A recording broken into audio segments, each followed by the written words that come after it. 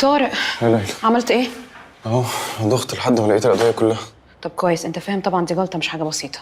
ما تقلقيش، انا كده كده هتابع معاه كل المواعيد. طيب حلو قوي. بص انا هروح بسرعه ااكل كريم واطمن عليه، ماشي؟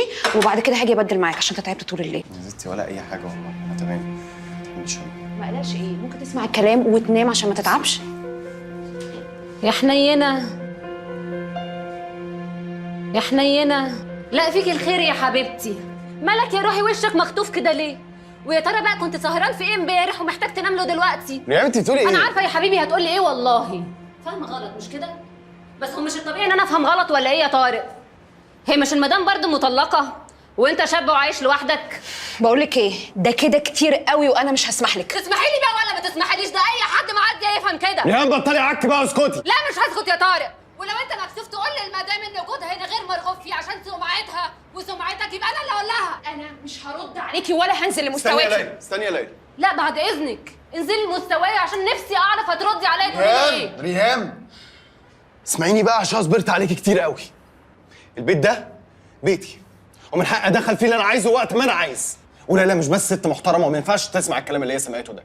ليلى جارة عزيزه وصديقه عزيزه وليها كل الاحترام والتقدير، ومستحيل اسمح لاي حد يقول لها الكلام اللي انت قلتيه ده. مفهوم ولا مش مفهوم؟ انت بتقول لي انا الكلام ده علشان دي؟ ريهام لتاني مره بحذرك، ما تتكلميش عن ليلى بالطريقه دي. ولو اتكلمت عن ليلى بالطريقه دي يا طارق هتعمل لي ايه؟ طارق لو سمحت، انا اخر حاجه عايزاها ان انتوا تتخانقوا بسببي. انا لو سكت على اللي انا عماله اسمعه ده احتراما لوجودك مش اكتر، بس بصراحه الموضوع بقى دمه تقيل قوي. عن اذنك يا طارق. اتفضلي. الف سلامه يا حبيبتي. انا مش مصدقه، هو انت بتهني انا علشان دي؟ لا انا ما بهنكيش، انت اللي بتهيني نفسك وبتهينيني وبتهينيها هي كمان. وبعدين مالك كده داخله بتتسحبي زي الحراميه وداخله طايحه في خلق الله كده مش همك حد في ايه؟ لا ده ربنا هو اللي بعتني يا طارق عشان اشوف بنفسي بتعمل ايه في البيت. تاني بتقولي الهبل ده؟ تاني؟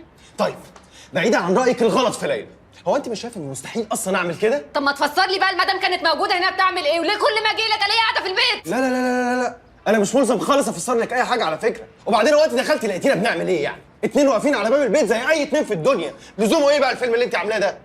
يعني انا اللي غلطانه دلوقتي يا طارق عشان بغير عليك وخايفه على سمعتك؟ لا على فكره انت ولا بتغيري عليا ولا خايفه على سمعتي، وبعدين ما انت كمان بتعملي كده. انت بتقول ايه؟ وازاي تسمح لنفسك اصلا تكلمني بالطريقه دي؟ هو انت مش بتقفي تضحكي مع الشاب الظريف اللي معاكي في الجيم ده؟ ما لو بنفس المنطق يبقى فيها وبينكم حاجه.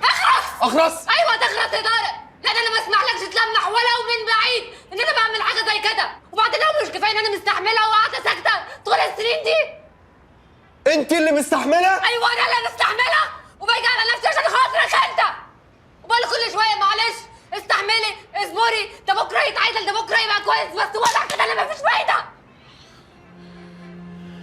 ايوه صح صح، عندك حق، واضح كده ان مفيش فايده فعلا. انت مش مضطره خالص تيجي على نفسك تاني. خلاص تمام يا ريم. انت بتعمل كل ده يا طارق عشانها هي؟ طب بص بقى يا طارق، انا مش عايزاك لا تكلمني ولا تحاول انك ترجع لي، عشان انا بقول لك اهو موضوعنا ده خلص دلوقتي وانا عمري ما ارجع لك.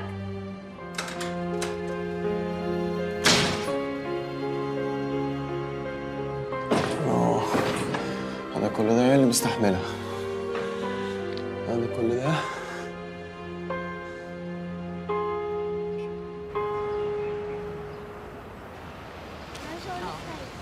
نقول كل اللي احنا عايزينه فوق. يلا.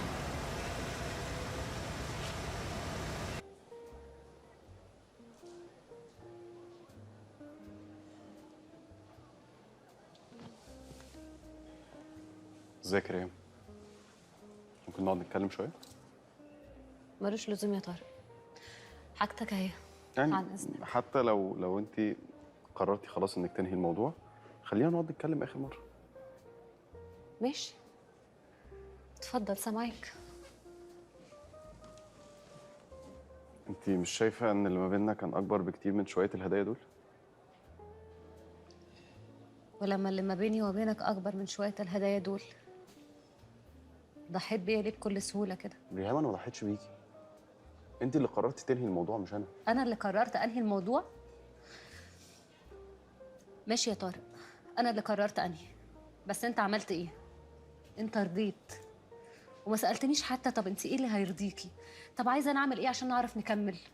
ما سالتنيش. هي دي المشكله يا ريهام، انك عمرك ما بتشوفي نفسك غلطانه.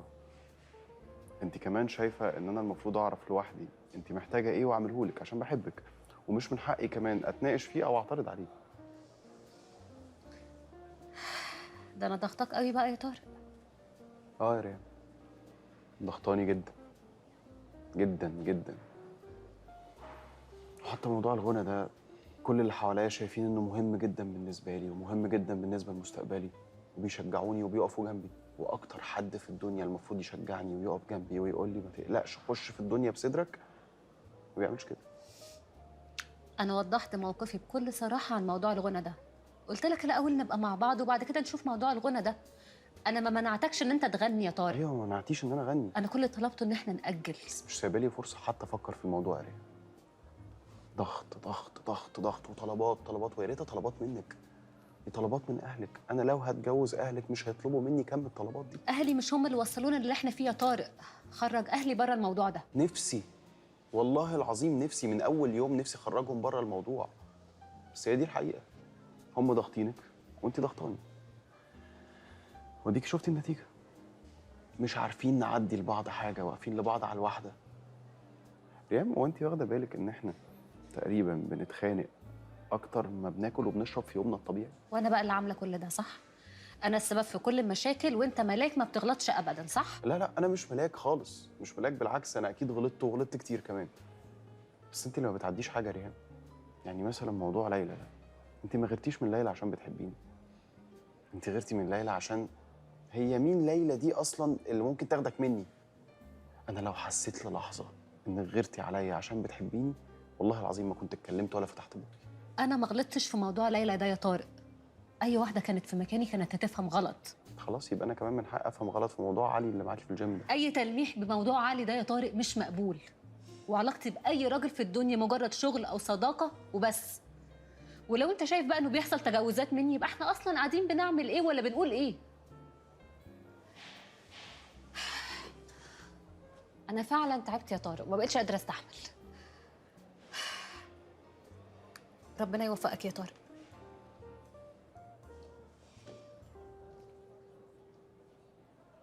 لا بص يا علي، مش هينفع، لازم الانبادي يبقى قبل التمرين على الاقل ساعه. ايه طارق؟ هي انت رايحه فين؟ مالكش دعوه يا طارق. طب معلش تعالي عايزك في موضوع. بقول لك ايه يا شبح، نزل ايدك كده وهدي اعصابك شويه. اخلص يا ابني. انا محترم بس ان هي واقفه ما بيننا. ثانيه واحده بس، ثانيه واحده يا علي. طارق انا مش هاجي معاك في حته، وبعد اذنك سيبني بقى في حالي. ما انا هسيبك فعلا، بس معلش سؤال بس، مش هو ده علي اللي انت مش هتسمحي ان انا المح ان في ما بينك وما بينه حاجه؟ خلصنا يا طارق، خلصنا. احنا خلصنا فعلا، خلصنا.